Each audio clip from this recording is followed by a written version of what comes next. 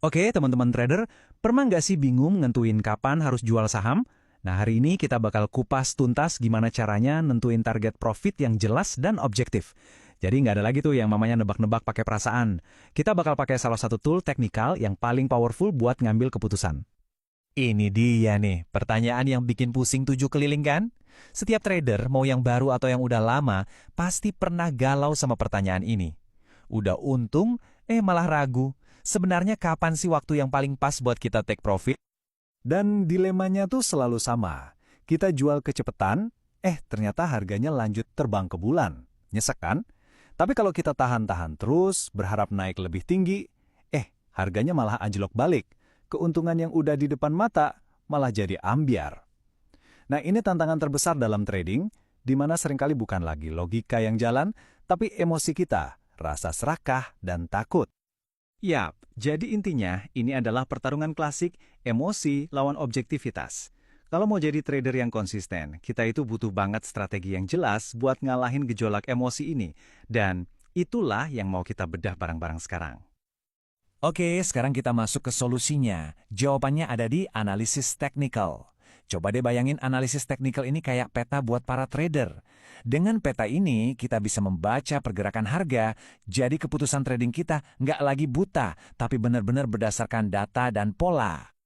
Jadi, apa sih analisis teknikal itu?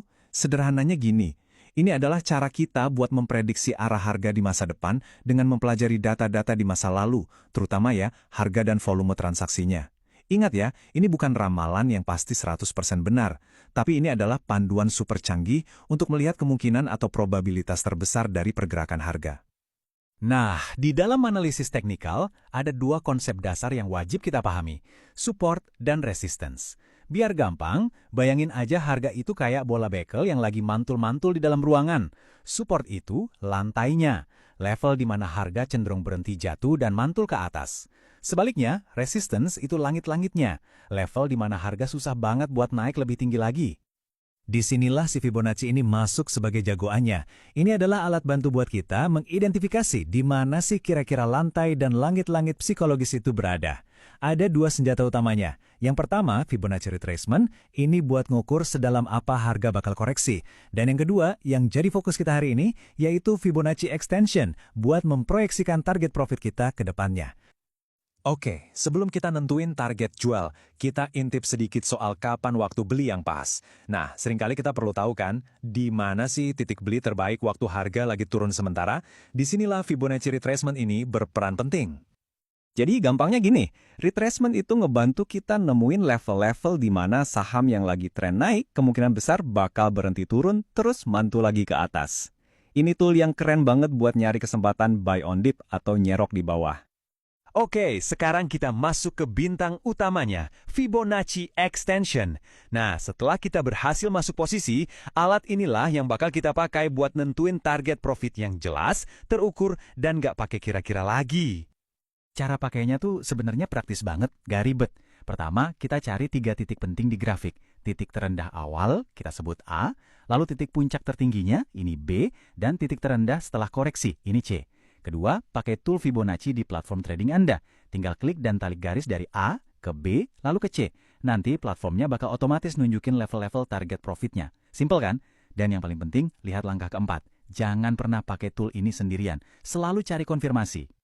Level-level yang muncul nanti itu punya artinya masing-masing.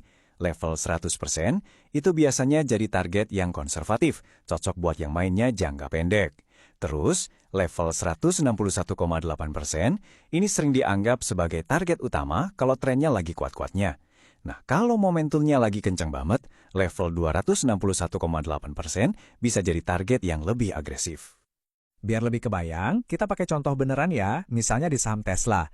Katakanlah harga bergerak dari $200, itu titik A, naik ke $250, titik B, terus dia koreksi dulu nih ke $230, titik C.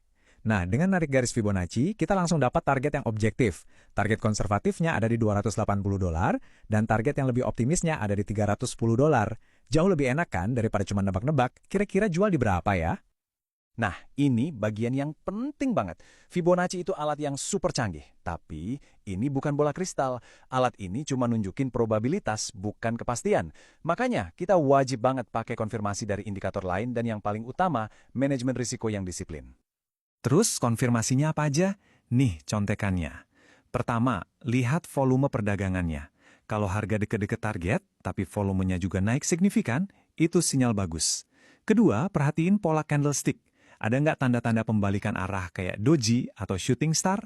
Dan terakhir, cek indikator momentum kayak RSI atau MACD, buat lihat apakah tenaga buat naiknya ini udah mulai loyo atau belum.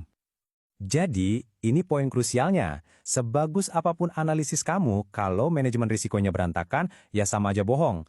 Jadi, jangan pernah lupa, selalu pasang stop loss buat ngelindungin modal. Pastiin juga potensi untungnya sepadan sama risikonya. Minimal 1:2 lah.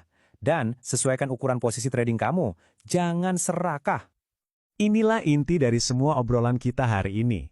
Tujuan utama kita pakai alat canggih kayak Fibonacci Extension ini adalah biar kita bisa geser cara pengambilan keputusan kita. Dari yang tadinya sering didasarin sama emosi atau spekulasi, jadi keputusan yang didasarin sama data yang objektif. Sebagai penutup, saya mau ninggalin satu pertanyaan buat kalian renungkan. Coba deh, jujur sama diri sendiri. Selama ini dalam trading Anda, siapa yang lebih sering menang? Strategi objektif Anda atau emosi Anda? Kabar baiknya adalah, dengan alat yang tepat, Anda punya kekuatan buat mengubah jawabannya.